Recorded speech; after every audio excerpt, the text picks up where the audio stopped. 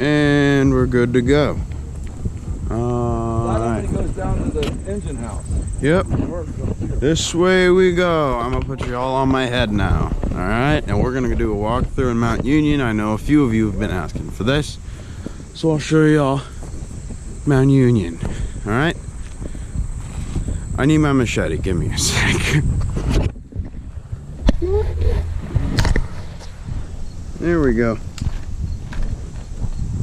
I can't tell, is that on straight?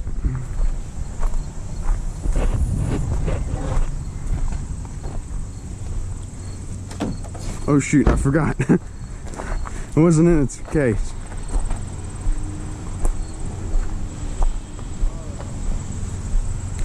Alright, ladies and gentlemen.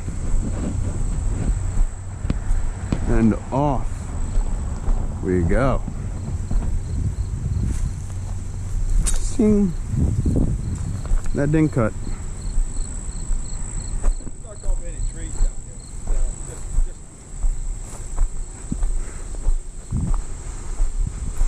Alright, so what I'm on right now is the main line. Alright, so this is dual gauge, a combination of both narrow gauge and standard.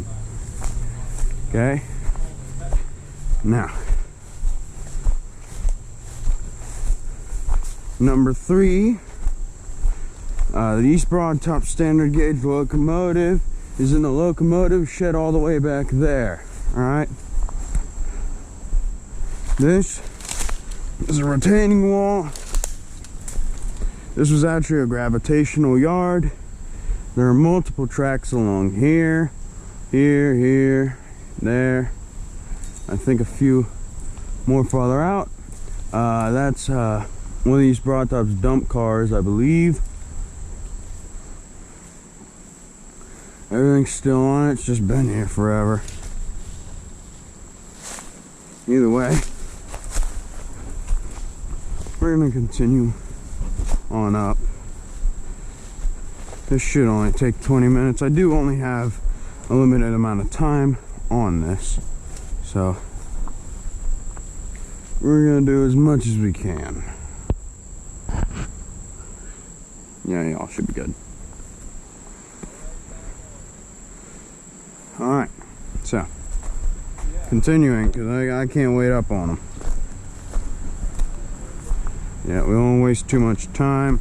Hopefully I'll be able to record Rocky Ridge. I wasn't able to record Sidling Hill Tunnel because it was far too dark inside. So to make it up, I might be able to record Rocky Ridge because it's a lot shorter than Sidling Hill, if I remember correctly.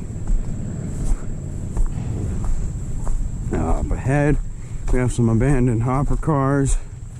The only thing that they use this now for is for storage.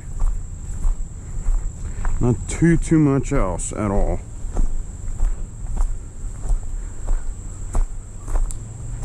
Now there were also the 3 brick plants here in Mount Union, also giving it the name of Brick Town. The East Broad Top service that. There we go, there's some of the hopper cars. Now as you can see, right down here, these are on narrow gauge trucks, and these should be narrow gauge hopper cars as well. Yeah, because they got narrow gauge couplers and everything. Either way, again, that's standard gauge roll between there, and that's narrow gauge. It has narrow gauge trucks on it. Now, number 3 had a combination of standard gauge and narrow gauge couplers on it, so we could haul either which. What? This? Yes, the narrow gauge part here is off gauge. It hasn't been maintenance in a long while, and they've only been using standard gauge on here.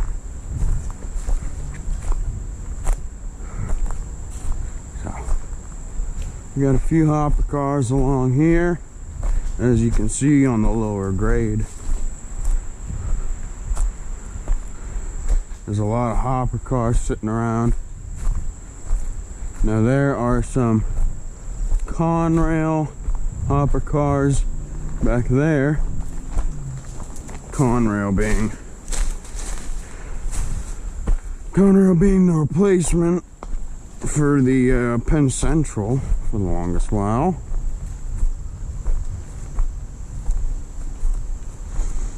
I don't know how they got those down there. They're down there now.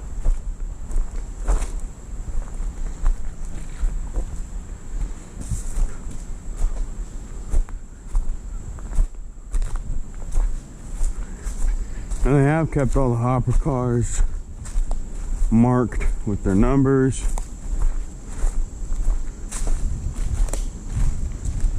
This entire yard is dual gauge.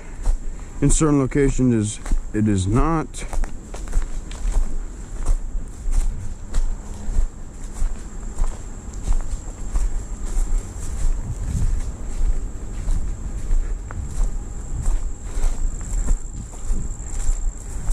If we continue up, for the most part this is only hopper cars. I believe there is also one flat car here in the yard, and that's far in. Might be able to get to it.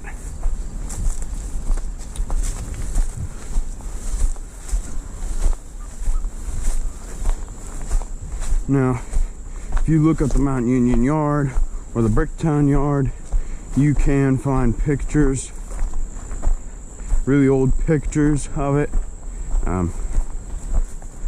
Looks a lot different than it does right now.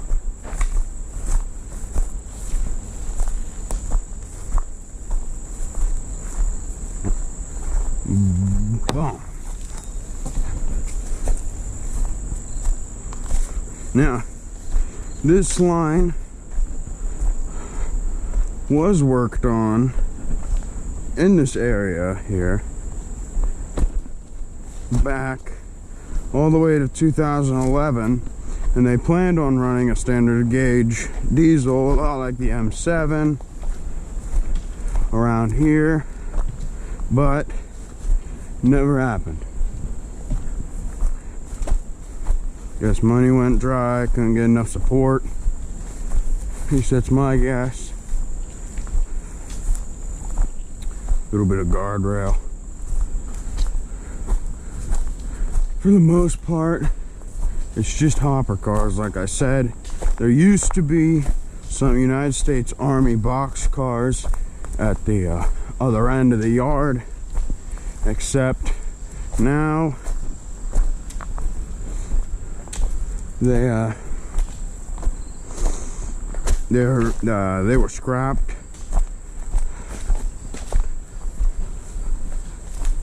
Switch. Yep. Ooh. So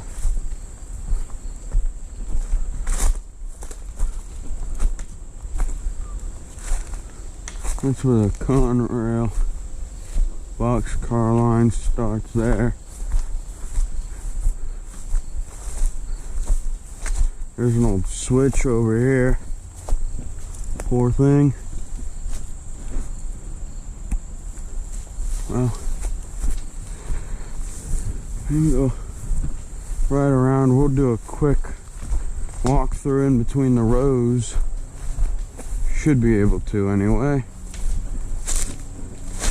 Going back in behind here. Okay.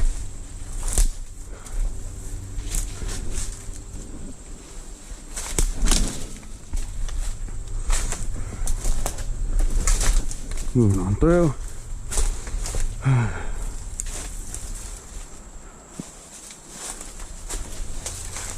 Well, we'll just go right through here. Woo. That's fun. Okay. Hop through. Now, like I said, for the most part, this only consists of narrow gauge hopper cars.